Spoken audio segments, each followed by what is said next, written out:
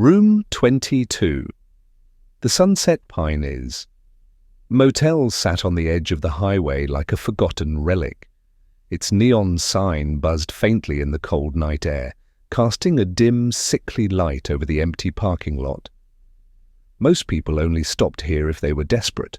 Lost travelers, truckers too tired to keep driving, or people running from something. Jack Pearson didn't consider himself desperate, just tired. He'd been driving for hours and his eyes burned from the glare of the road. Pulling into the lot, he cut the engine and sighed, staring at the peeling facade of the motel. It wasn't much, but it would do for the night. Inside, the front desk was cluttered with papers and a dusty bell. The woman behind the counter looked like she'd been part of the motel as long as its walls had.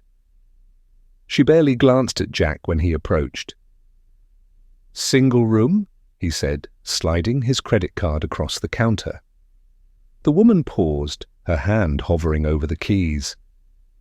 "You'll be in room 21, she said, then hesitated. Her eyes flicked to the side, toward a door at the far end of the lobby. "But stay away from room 22. Jack frowned. "Why? What's in there?" "It's out of service," she said quickly, her voice sharp. "Don't go near it." Jack opened his mouth to ask more, but she cut him off by shoving the key across the counter. "Good night." Room 21 was exactly what Jack expected. The bedspread was faded and thin, the carpet smelled faintly of mildew, and the single lamp buzzed when he turned it on. He tossed his bag on the chair and sat on the bed, rubbing his eyes. The long drive had drained him, but something about this place made his skin crawl. Maybe it was the way the walls felt too close, or the way the air smelled faintly of something metallic. Lying back on the bed, Jack stared at the ceiling and let his eyes close. He was almost asleep when he heard it. Knock, knock. It wasn't loud, just a faint tapping sound, but it was enough to jolt him awake. He sat up, listening. The knock came again. This time he realized it wasn't at his door. It was coming from the wall, the one separating his room from room 22. "Hello?" Jack called, his voice uncertain. The knocking stopped. He waited, his ears straining in the silence. Just when he thought he'd imagined it, the knock came again, louder this time, more insistent. Jack got up and pressed his ear to the wall. Faintly, he thought he heard a voice. It was muffled, too quiet to make out the words, but it sounded desperate. Curiosity burned in his chest. Ignoring the manager's warning, Jack stepped into the dimly lit hallway.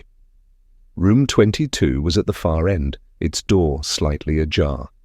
The closer he got, the colder the air became. By the time he reached the door, he could see his breath in front of him. He hesitated, then pushed the door open. The room was a wreck. The bed was overturned, the dresser drawers yanked out, and the curtains hung in shredded tatters. The smell of damp and decay was overpowering.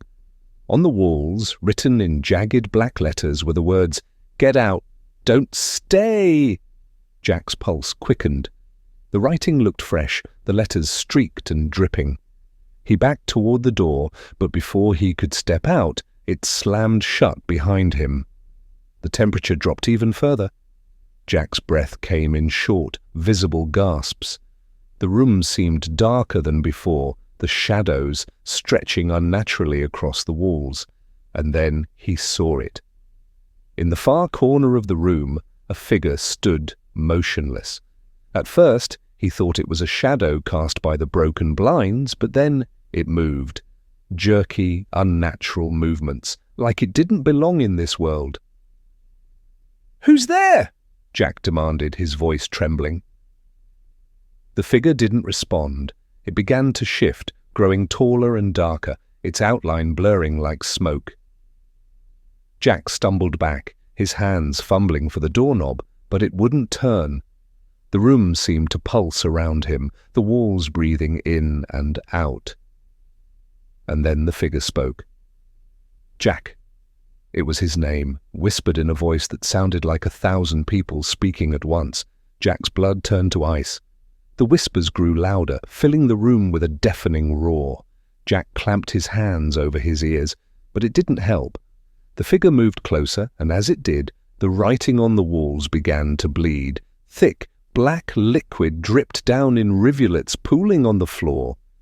Jack's vision blurred. The room seemed to tilt, the shadows closing in. He felt something cold wrap around his ankle, like a hand, but not human. "No!" he screamed, thrashing against the invisible grip. The last thing he saw was the figure looming over him, its face, or what passed for a face, twisting into a wide, unnatural grin. And then everything went black. The next morning, the motel manager found room 22 locked from the inside. When she finally pried the door open, the room was empty. There was no sign of Jack, except for his boots, neatly placed by the bed.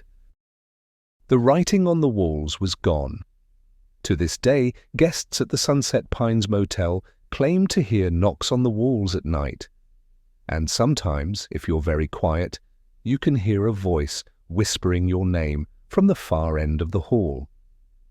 No one stays in room 22 anymore.